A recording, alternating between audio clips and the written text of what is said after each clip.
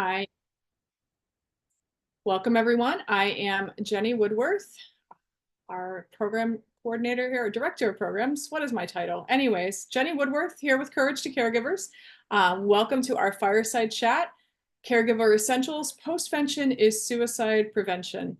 I am so glad to be here tonight and to have all of you and our esteemed speaker. So we are recording this program, but only Shannon and I will be on video. We are the pinned folks. We will likely have time for live questions, so kind of keep track of them. If you're like, oh, I'm never going to remember this, you can pop it in the chat, but we probably won't hit those until the end. So just kind of leave them be. So as we're getting started tonight, I'm going to tell you just a little bit about what Courage to Caregivers does to support family caregivers. We are a nonprofit located in Northeast Ohio with the mission to provide hope, support, and courage to caregivers and loved ones of those living with mental illness and chronic illness. So we are now serving caregivers nationwide. We focus exclusively on the caregiver and see ourselves in the caregiver burnout prevention business. We offer 3 programs currently at no cost to the participant. All programs are virtual, and like I mentioned, we serve caregivers across the country. We have a peer support program, a one-to-one caregiver peer support, and we also offer certified family peer support, which really works to match caregivers in need with trained volunteers or employees who have experience caring for someone living with mental illness. We also have our weekly support groups, which are co-facilitated by either a social worker or a certified family peer supporter. We also have a trained peer specialist in those groups as well. Our coaching group / support group model provides essential tools to build a caregiver's resilience and really to provide tools for that caregiver's toolbox. While staffed by professionals, we do not provide therapy or counseling. Again, we also call these coaching groups, so they have that whole coaching element. We also have a very vast library on YouTube of breathing meditation, which has been taught by credentialed yoga instructors, and they incorporate breathing techniques, light yoga movement, and guided meditation, and goodness, usually a deep rest, something called a yoga nidra, which we all know caregivers and all of us need to rest more than we do. So again, check that out on YouTube. We have, again, extensive library there. So now I would like to introduce Shannon, our panelist for this evening. I don't know whether it's a panelist one's just one of you, but our speaker for this evening, along with me as her moderator. Shannon is the founder and president of Light After Lost. Shannon lost her husband Craig to suicide on August 3rd, 2016, leaving her and their 2 young girls behind. She was the director of counseling services at the University of Mount Union and the president of NAMI Stark County at the time. She was no stranger to the struggles of mental health and suicide, as it was something she helped people cope with every day. Despite that, the last thing she ever dreamed of was being on the other side of that coin. Craig had struggled with bipolar disorder for many years, but just like everyone else, she never thought he or she would become just another statistic, a number on someone's chart. Through her own journey of grief and trauma, Shannon eventually stepped down from her position at both Mount Union and NAMI Stark County in order to heal and to help her 2 young daughters heal.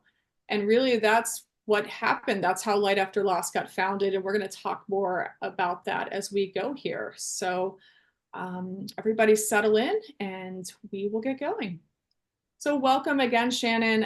I've kind of reviewed, shared your story a little bit, but I'd love to start this session again by thanking you for being here and thanking you for sharing your story. So tell me, what kind of is your primary motivation for sharing your story, both here tonight and in your bio and with the agency that you founded?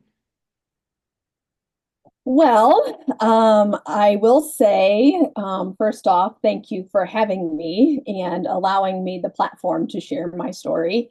And I do see some familiar names on the screen, so I'm glad. This is not their first rodeo hearing my story for sure.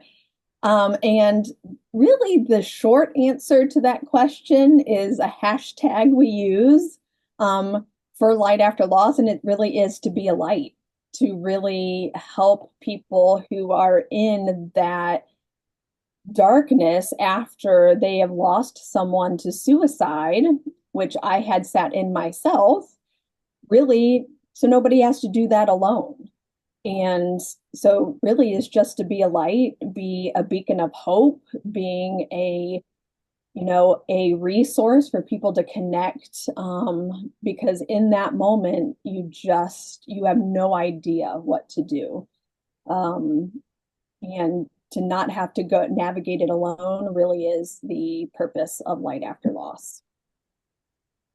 Excellent. Thank you. So it sounds like, again, founding this organization was as a result of this experience. So tell me a little bit more about Light After Loss at the Hope and Healing Center. What do you all do there? Can you highlight some programming and tell us who's eligible? Again, we have, both of us are based out of Ohio, but I know touch a nationwide audience. There may be folks from different parts of the country watching this right now. So highlight programming, tell us a little bit more about eligibility, and I'd love to hear more. Yeah, so Light After Loss was founded January 1st, 2019. I lost Craig in 2016. I was or am a licensed clinician, and I just learned a lot of things that I thought I knew that I really didn't know, because unless you're walking in those shoes, you have no idea. So I learned a lot. I learned there was a large gap when it came to supporting those after a suicide death. I learned that it is more than just grief, that it is a lot of trauma, which trumps grief. And so I took everything that I kind of learned, and I got to a point almost 3 years out where it was like, okay, what's next? Like, I had let my license lapse as a counselor because I really thought I was never going to be able to help anybody again. I was just devastated and I wasn't okay mentally, physically, or anything. So once I got to be in a place where I was okay enough, it was like, okay, what's next? I don't want to go back. I don't think I could go back to just doing direct care. And this is a big piece of my story. I will always look through the lens of suicide loss. There's no amount of treatment that is going to change that. So it's a different perspective. So that's when Light After Loss was born. And I was like, okay, the pain always remains. So I'm going to turn this pain into purpose so I can funnel it in a healthy direction and help others at the same time. So that's really how Light After Loss got started. So then I did put my clinical hat back on and was like, okay, how do we do this? And we pretty much do this through support groups. We started with one support group back in, I think it was eventually March of 2019, and had no idea that we would now have a center and 10 support groups. So it really has just expanded, and we have people who started with us from in the very beginning who are now have turned around and they're peer support specialists and morning mentors is what we call them, group leaders, or they're sitting on our board, or they have also in their own ways have gotten to a point where it was like, okay, what's next? And they turn around and help. And so it really is this like evolving system that people come in, they take the time to heal and get help, and then they turn around and help someone else. And it's pretty magical to watch. It's hard to watch yourself do that process, but watching somebody else really solidify, it's like, oh my gosh, it is magical. So all of our services are free, and we are a trauma-focused support system. So one thing I really, learned through my personal journey was that the trauma of suicide loss trumps the grief. And for 18 months, I really struggled with PTSD, thinking it was grief. And it's not. It's very different, and treatment is very different. So now when survivors come in, we assess them and their level of trauma, and we deal with the trauma first and prepare them for the grief process, because it is something that you have to be prepared to do. But if you're not prepared and you haven't done some of the trauma work, you're just going to activate or reactivate over and over and over, and you're going to feel worse instead of better. So we are a trauma-focused support system. All of our services are free. We don't do any clinical services because we have great clinical services in Stark County. So I have been a clinical counselor in Stark County for 17 years, which makes me feel old. So at this point, like, the people that I supervised are now grown-up counselors. And so I just have a lot of connections in Stark County. So we link our survivors with the specific services, especially trauma services that they need in order to start the healing journey. So education, resources, and support. Great. Okay. Is it all offered on site at your center, or do you offer virtual groups, or how are you doing that now? So we did have a virtual group, but really once, post-COVID and the world opened up, especially for our suicide loss survivors, they really need that human connection because we call it Suicide Island. That when you lose someone to suicide, a lot of people don't know what to do. They don't know what to say. And so the phone's not ringing, nobody's knocking on your door. We often our address book changes because the people you thought would show up are not the ones that typically do. And it's just because of the stigma and the shame and you say the word suicide and people are uncomfortable and they don't know how to handle it. So a lot of people disappear. So with, all of that isolation that just goes along with suicide loss, we focus all of our support groups in person. We have not been successful in starting a virtual group because people want to come to the center, and they want to connect with each other. And it really is a place where friends become family and we're living life together in this healing process. Excellent. So can you tell me a little bit, like, what does the term postvention mean? And the title of this presentation is Postvention is Suicide Prevention. Well, what does that mean? Why do we say that? Can you help enlighten me a little bit? For sure. So I do a lot of training and education now. I did before as well, but now it's all postvention related. And most times I'll ask people, raise your hand if you've ever heard of the word postvention. And I would say it's getting a little bit better, but it was just last week I did a presentation for law enforcement and they had never heard of postvention. So it is a word that is not new. It was created by a person, Schneidman, in 1968, which is a long time ago. So it's been around for a while. That was the very first American Association of Suicidology conference, and he is the one that brought the word postvention to light. So then from there, Dr. Frank Campbell is really the one that kind of has taken since 1968, in the 70s, in the 80s, and still, I think he has just passed the baton, really developed the postvention model. And postvention is anything that happens after a suicide death. So you have prevention, which is where you try to prevent someone from taking their life, or anyone.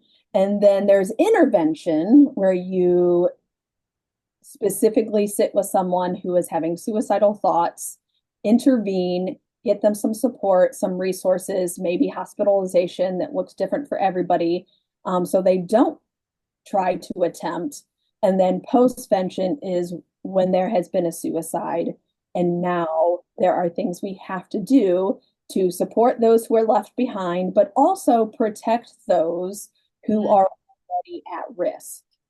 And that goes along with, the way we talk about suicide, especially after a suicide death, is super important because it is something that can lead to a copycat or a cluster or a contagion. Suicide is not contagious in the fact that if I'm suicidal and I touch you, that you're going to catch it, but it's contagious in the fact that if somebody's already struggling and the messages we give surrounding someone who died by suicide can lead that person to make an attempt. So it's a very precarious balance. So that's what postvention is. I did not learn about postvention until I was at Mount Union, and we had a federal bill, House Bill 28, that came down the pike that impacted all college and university campuses that required us, the counseling services, to have prevention and postvention planning and programming. And that's really where I landed. Like, that was my niche. I became a college and university suicide prevention specialist. I got trained in QPR. It was my first postvention plan that I had written.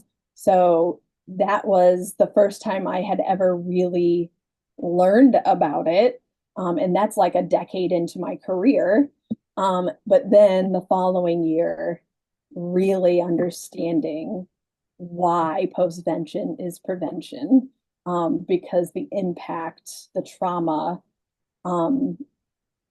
of going through that experience often leads suicide loss survivors to have significant mental health struggles, which includes suicidal thoughts and even taking their own life. So that's why we say postvention is prevention. Okay. That's helpful. Thank you. Hopefully that cleared. If anyone had questions like I did, hopefully that was helpful. That makes a lot of sense. So we just wrapped up National Suicide Prevention Month here in September. And what are some other ways that, we as concerned folks can help prevent suicide in addition to postvention? Are there any things you can add, kind of like to look back on September a little bit? Yeah. So the number one question I get from people, knowing that I did QPR trainings, I did suicide prevention, and that was kind of my niche as a therapist. I often get like, after losing Craig, how do you still believe in prevention? Number one, time and therapy are good things.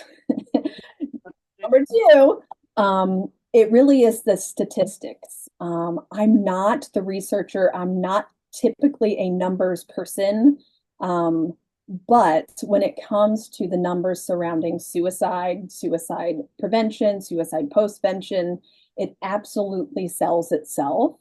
So if you take a QPR training, which I encourage you to do, you'll learn that 90% of people who receive an intervention for having a mental health crisis or having a suicidal crisis will not go on to take their lives. And for me, 90%, I always use the analogy that if I knew that I would go to the casino and I had a 90% chance of pulling the lever and winning the jackpot, I would not be sitting here talking to you because I would be at the casino. I will play those odds every single day. 90%, absolutely. So that being said, I think what I learned from my personal experience is that 10% of people will go on to take their lives, and those 10% leave a lot of suicide loss survivors. So there's really 11 devastated individuals for every suicide. And if the average suicide rate is 132 a day, that's like 1,419 brand new suicide loss survivors every single day who, in a blink of an eye, are now at their own risk of taking their lives. So, Wow. yeah, those numbers are staggering. And And so for me to not to think that postvention is still something that hard to get funding for, hard to advocate for, because again, you have to even explain and define the word before you can even get the funding. So the numbers don't lie, and I feel like we are finally kind of catching on to that fact. And so much so in the 2024 to 2026 suicide prevention plan that was put out by the Mike DeWine. The third objective is to increase postvention services as a form of prevention. So that like we have finally made it on the map. Like, oh, thank goodness. So hopefully that will be coming down the pike. And but yeah, it's an important piece. The numbers truly don't lie. So get QPR trained, but also know that you can know a lot and you can be doing all the things, therapy, medication, you could be doing all the things and still find yourself in the blink of an eye as a suicide loss survivor. I feel like that's my story is like get educated, but know at the same time, it is not a guarantee in this kind of work. Thank you. Those of you that don't know what QPR is, I put a link in the chat to the QPR Institute. Also, Courage to Caregivers is hoping to offer a QPR training in the near future. We have in the past. Also, if you are not from Ohio, Mike DeWine is our governor. So who has a really a great mental health agenda, which he's been a good supporter. So I'm grateful that you mentioned that. So you kind of alluded, I've been taking notes as we've been talking about Suicide Island.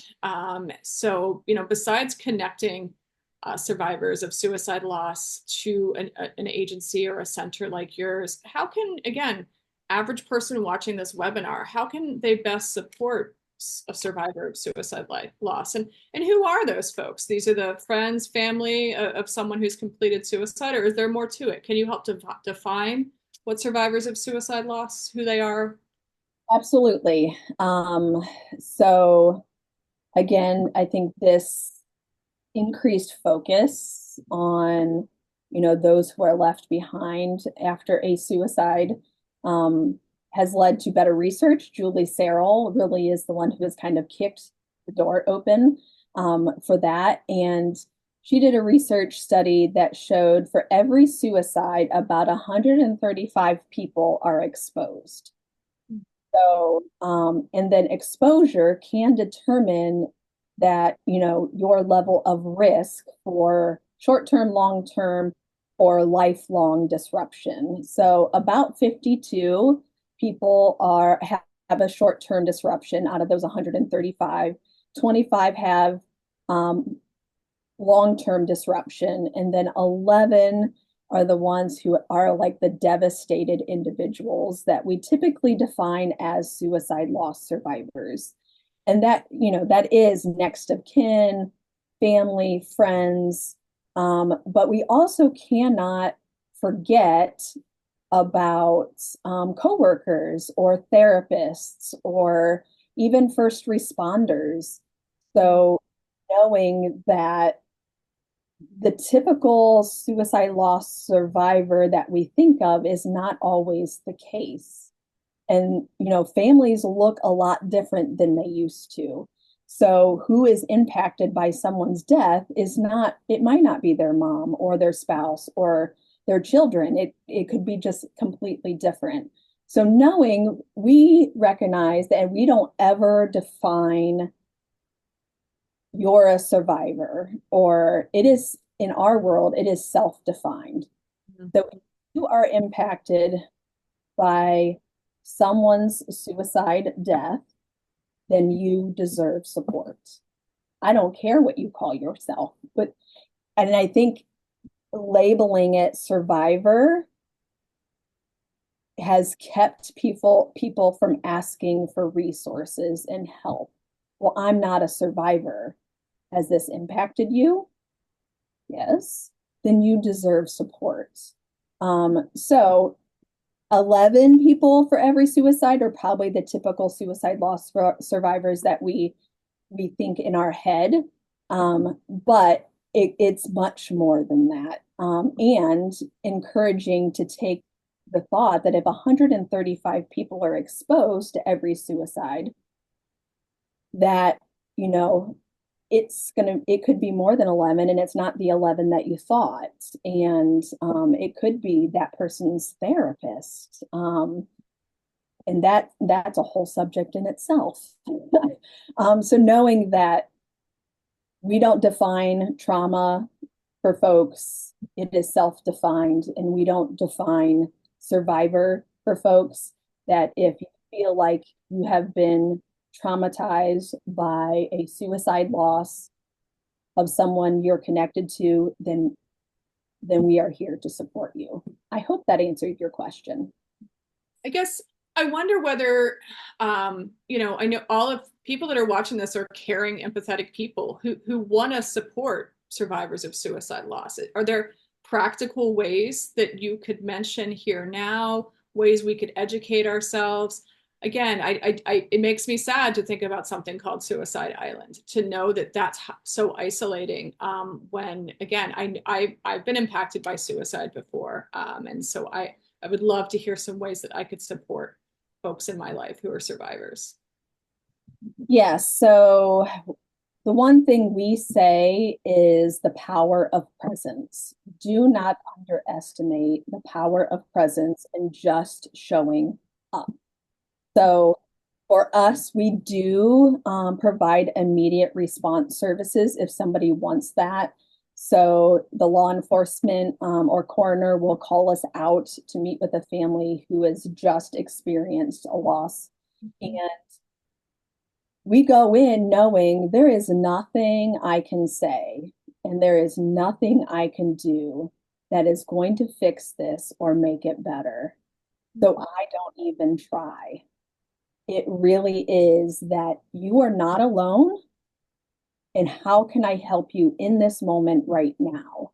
And that could be just a glass of water, or it could be like it's really in those moments basic needs. Do we need to make some phone calls for you? Like all of those basic stuff. So don't overthink what you have to say or do. All you really have to do is just show up. And I think when you don't know what to say, being honest about that is the best policy. That I am sorry, I have no words for you, but know that you are not alone. I mean, just being honest, because that's the truth. There are no words. So don't try to fill the silence. Don't try to like avoid all the cliches. Like we could write probably a book of 100 pages of all the things that have been said to us that were not helpful. Yeah. People have good intentions and it's hard to watch somebody in that level of pain. So Mm-hmm. we want to fix it, but you can't. So you just really have to be comfortable with silence and just sitting there and giving them the power of your presence. Right. Yeah, I think many folks are worried about saying those wrong things that you could write a book with. And so that, I mean, this is a permission slip, y'all, to be silent, to be present. So thank you for that, Shannon. Yep. And so, I think some of the best words or things that people have responded with is like, I have no words, but I have a hug. Mm-hmm.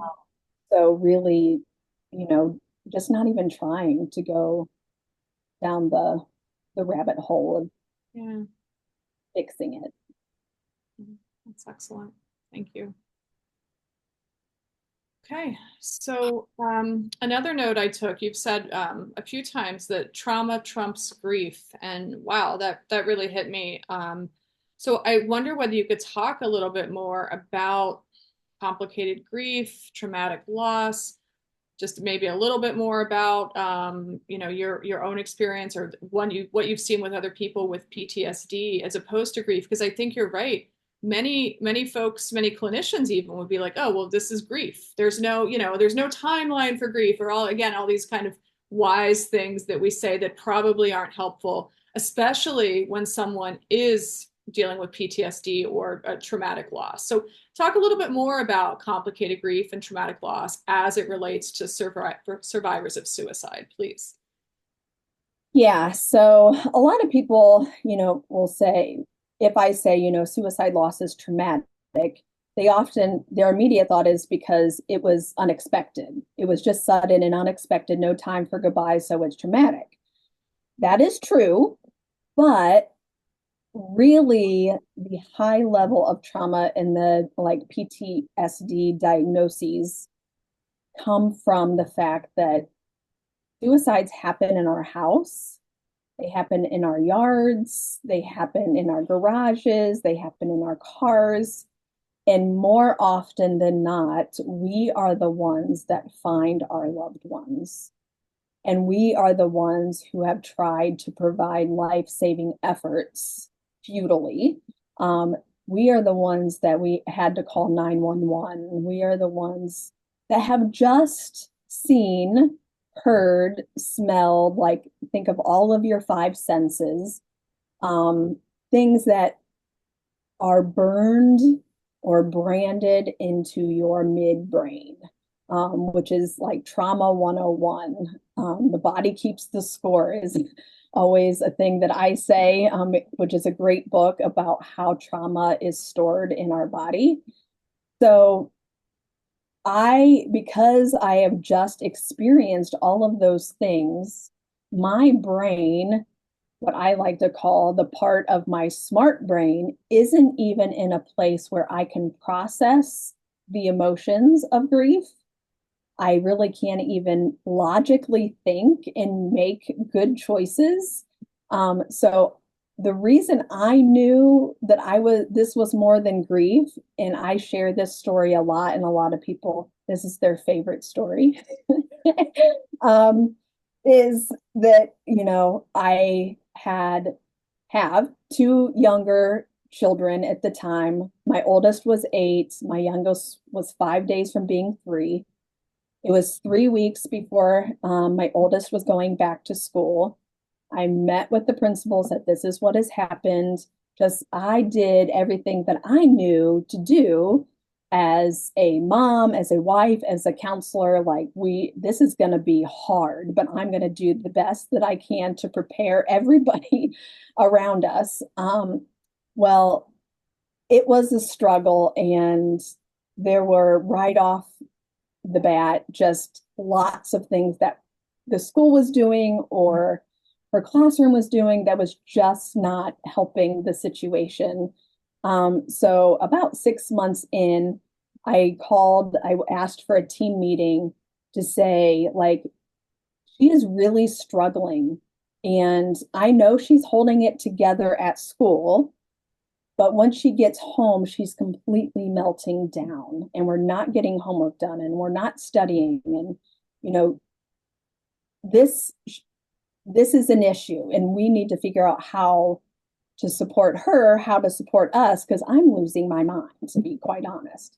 So go into that meeting, and it was just stated so simply and matter-of-factly that they didn't believe that Zoe, my oldest, was traumatized by what happened, because whoever met with her, the school counselor or the school-based therapist at the time or whatever, she didn't mark all of the boxes for PTSD or acute stress disorder or whatever.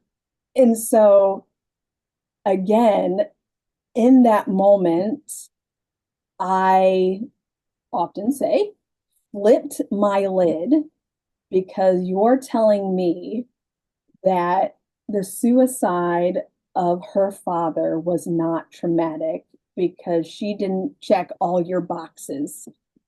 And I flipped my lid and called the room, specifically the principal, a an uneducated, a fucking uneducated buffoon.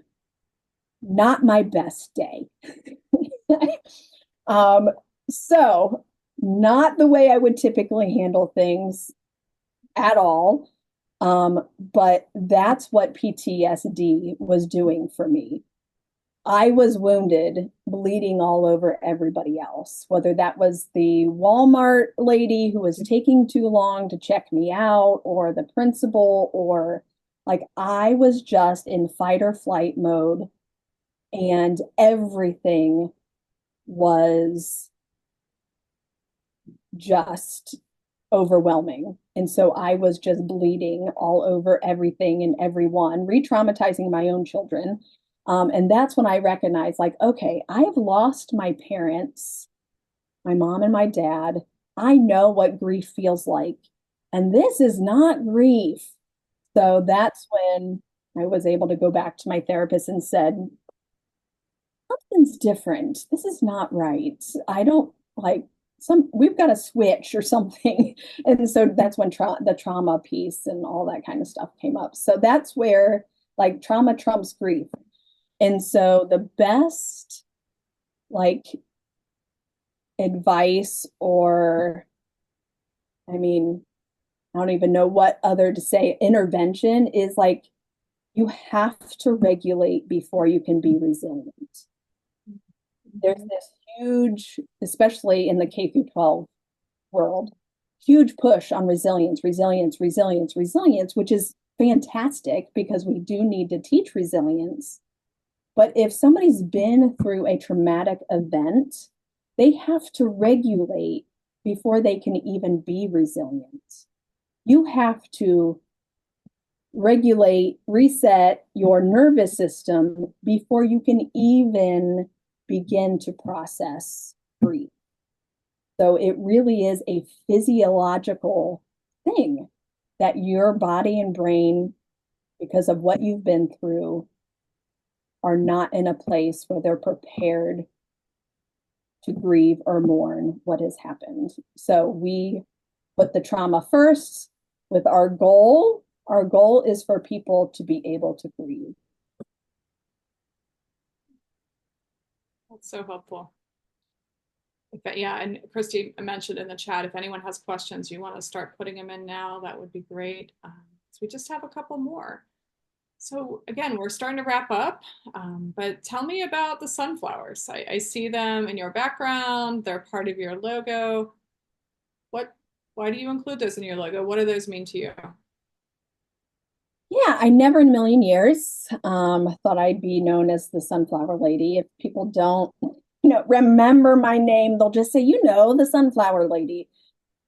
Not on my radar, but I did choose the sunflower. One, because it is a symbol of loyalty. And so knowing that trauma survivors in general have a hard time trusting people. In some way, some form, our trust in the universe or in God or in people has been broken because of the traumatic event we've been through. So knowing that like loyalty was going to be a very big part of our foundation is that you will have a consistently safe, loyal support system forever. Like there's no timeline as long as you need us. So, and then the sunflower always seeks the light. So knowing that, be a light, turn your face toward the sun. Sunflowers always seek the light because that's how they grow. And so they'll actually turn their heads towards the sun. But then urban legend has it that sunflowers on a cloudy or rainy day, or in a streak of rainy days where they haven't gotten a lot of sun, they will turn towards each other or lean into each other to share their energy Hmm. until the sun comes back out so then they can get their energy from the sun. And so, like, we even have a song, We Are Sunflower, that we lean to each other um, on the dark days and share each other's energy until the sun comes back out and we can turn our face to the sun. So that was another reason. And September is Suicide Prevention Month. September is sunflower season. I feel like it was just meant to be. Yeah, yeah. And I hope that urban legend is true because that is such a nice image. I'm gonna believe it. How about that? Me too. Uh, Don't tell me otherwise. I need to believe. I'm okay with that. So, yeah. So I have one more like scripted question, and then we have a question from in the chat, and we will get to those. So, to finish up here, what's the role of hope in your life as a survivor of suicide loss? Christy and I do a whole presentation on hope. I think some people are like, hope, it's just kind of like a made up wish, or that it doesn't have the power for them that I think the word and feeling deserves. So please tell me a little bit more about the role of hope in your life. Um, Gosh, there is nothing without hope, honestly. Like in like the suicide prevention world, that is what we try to give people is hope. Because if somebody has hope for tomorrow, they will live for tomorrow. If somebody has hope for next week, they'll live till next week. So that hope is what is getting me to the next day and the next day and the next day in order to, pass time. And so for me, like hope is everything. And we take it in like nuggets.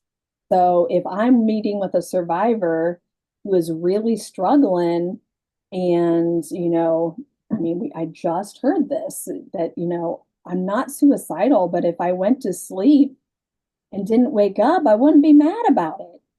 And, so that is like passively suicidal. They don't have a plan or have actually going to do, but they're running out of hope. So my question for them is, what is the hope nugget that you can hang on to? I don't care how small it is, that will get you to tomorrow or get you to the weekend or get you to the point where, things will be different. I don't ever say that they're going to be better, but they are going to be different. And so, what do we need to do to hang on to hope to get to the point where time is passing? And a lot of times it's like little things, like it could be grandkids, it could be a lot of times it's pets. Sometimes we love our pets more than the people in our house. And so I got to hang on for my pet and I just love my dog or whatever. Um, so yeah, without hope, there is nothing. Hope is the antidote to suicide. Like it's what keeps me alive. Even on my darkest days, I know there is hope for tomorrow. Thank you. That's wonderful to hear. We have a couple questions here, so thank you for answering so far. I have one that says, what about those who have lost a loved one a long time ago, but they never processed their traumatic loss? So they were young children when they lost a parent. Any suggestions for how to approach helping them as young adults now? Yeah. So when it comes to the trauma and grief related to suicide, you can run, but you can't hide. So unhealed trauma leads to a long list of not only mental health struggles, but physical health struggles.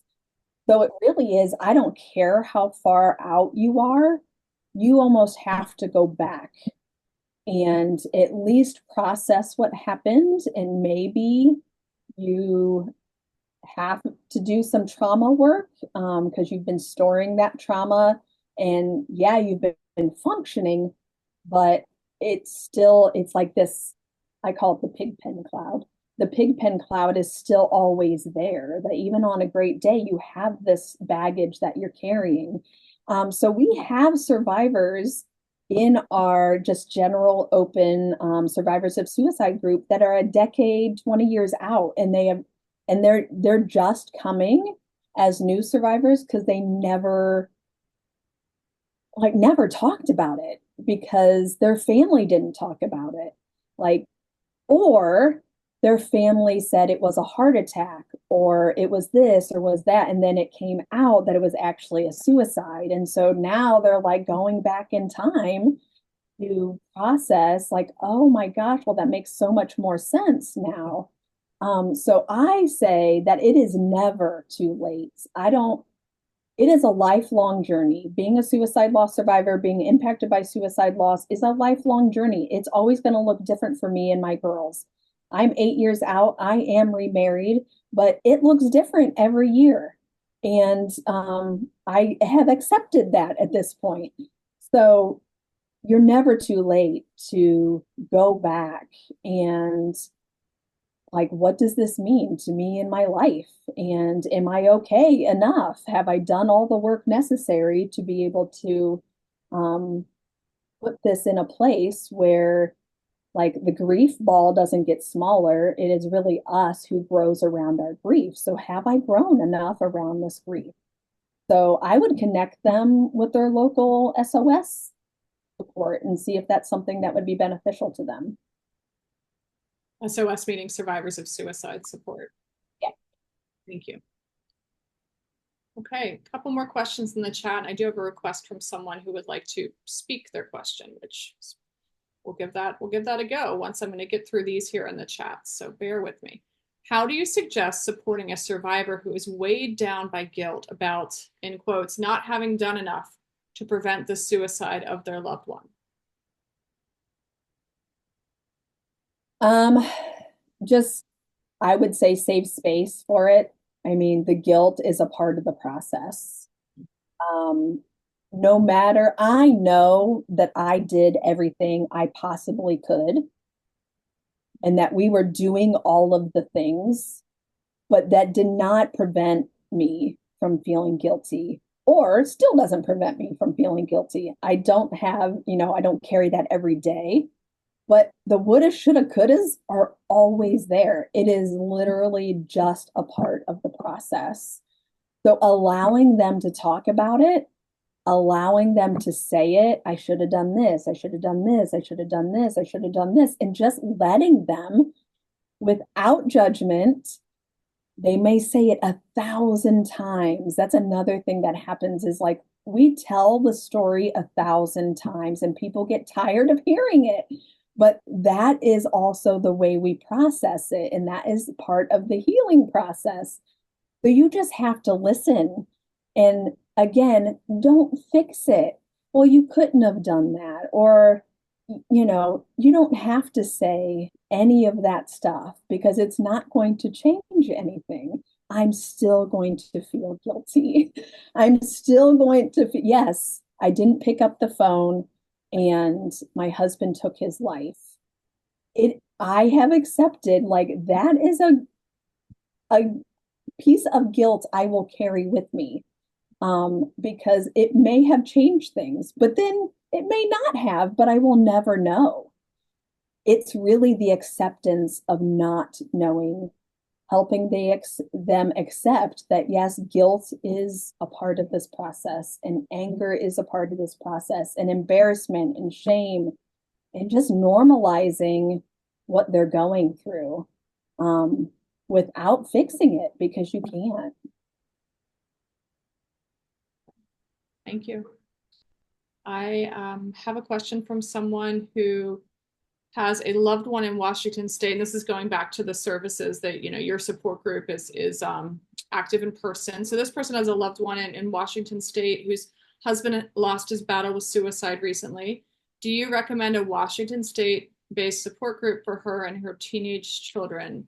this person said they did search online and found Washington Support After Suicide, Crisis Connections. Do you have any others to recommend? They would welcome those recommendations. Yeah, I don't have any off the top of my head, but if we do get contacted by somebody that's out of state or even out of our county, because we do Stark, Carroll, and Tusk, but we get requests from everywhere. And so then we just have our database, or we have people that are connected that have a larger database. I think there are LOSS teams, which is local outreach for suicide survivors across the country, and across the world. So we have those databases. So if somebody would contact me from Washington, I would get them the list of their local resources, and also continue to engage. Like, did you go to group? Are you connected? Have you heard from them? So just sending, like, I'm a big proponent, like, suicide loss survivors should not blow up their own life raft.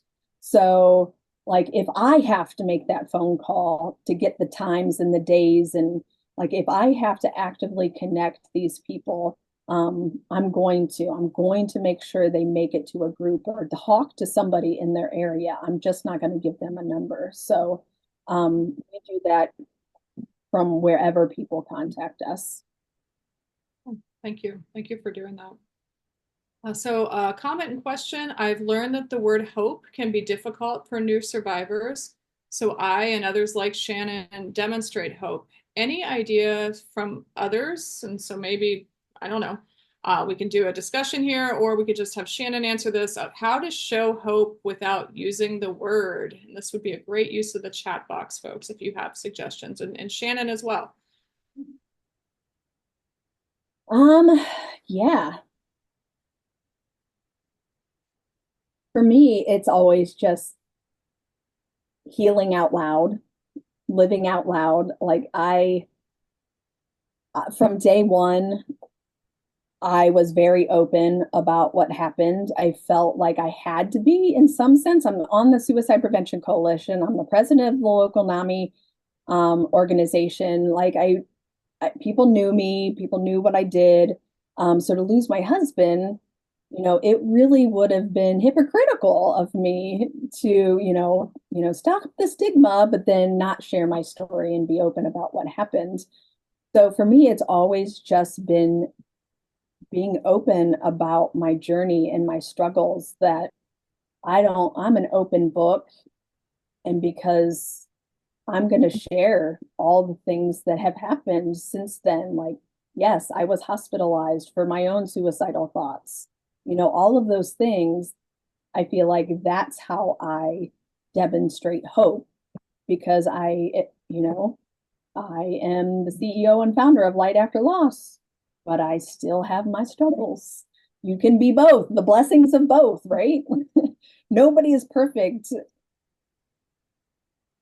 Yeah. If anyone else has anything to add, feel free to add in the chat how you show hope instead of using that word. Hope equals be the light. Thank you. I'm going to ask the person to unmute who wanted to speak in opposed to chatting. So go ahead. Hi, Shannon. I could not decide on a proper question without unpacking this observation. You've touched on it. The nervous system has to be reset. In the training, I'm on a loss volunteer team in Ohio. In the training that I've gone through, soul bird counseling, the instructor taught of what's actually going on inside the nervous system. And in fact, the amygdala, the hindbrain, the animal brain, effectively blocks the cerebral cortex, so the higher function. So and I've noticed this myself. I've ideated suicide. My son ideated suicide. My stepbrother took his life by suicide, by drug overdose. So I'm very acquainted with the dark places that my amygdala and the amygdalas of the people I love have controlled their brains.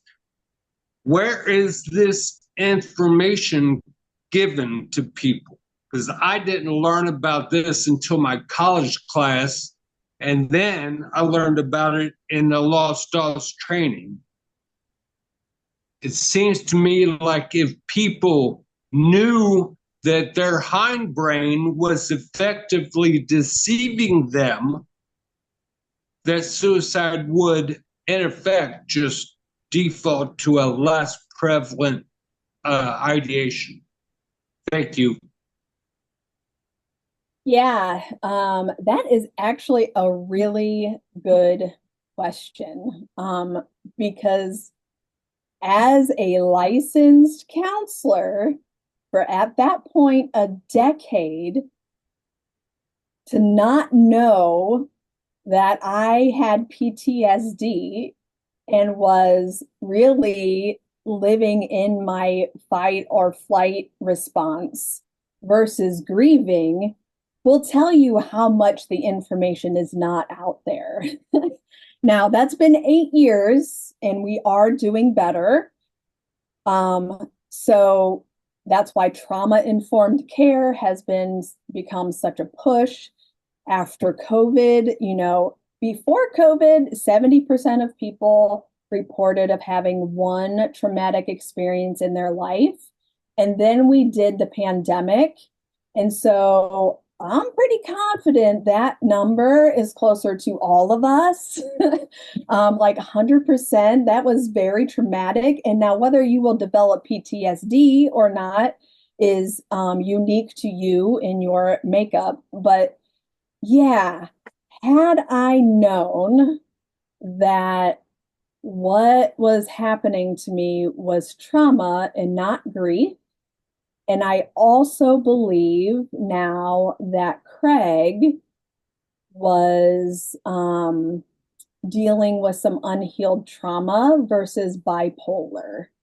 And I do also believe that had he gotten some trauma therapy, there might have been a different outcome. And again, maybe not.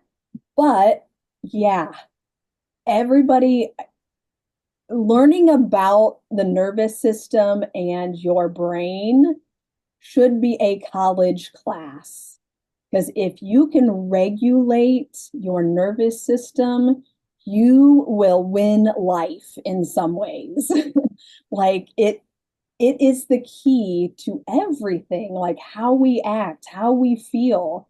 It really is like the inside and our nervous system and how it affects our brain. That is almost like the hidden gem of information that I wish I had, and that I know now my girls know because we're always breathing and regulating. So much so my youngest is sitting in the back seat going like this. So it is what we do. I became a registered yoga instructor because, again, I would not be here if I didn't learn how to regulate myself in order to support others. Everybody should take a QPR class and like a trauma 101 class. Learn about, the 3 parts of the brain and our fight or flight responses and why you have to regulate before you can be resilient. Right. Okay. We had some examples of showing hope in the chat, so thank you for those. Otherwise, I think I'm going to thank you, Shannon, for sharing yourself, your story, and your work with us tonight. Thanks to all of you for great questions and for being such attentive, empathetic listeners for this talk tonight. So take care and be well.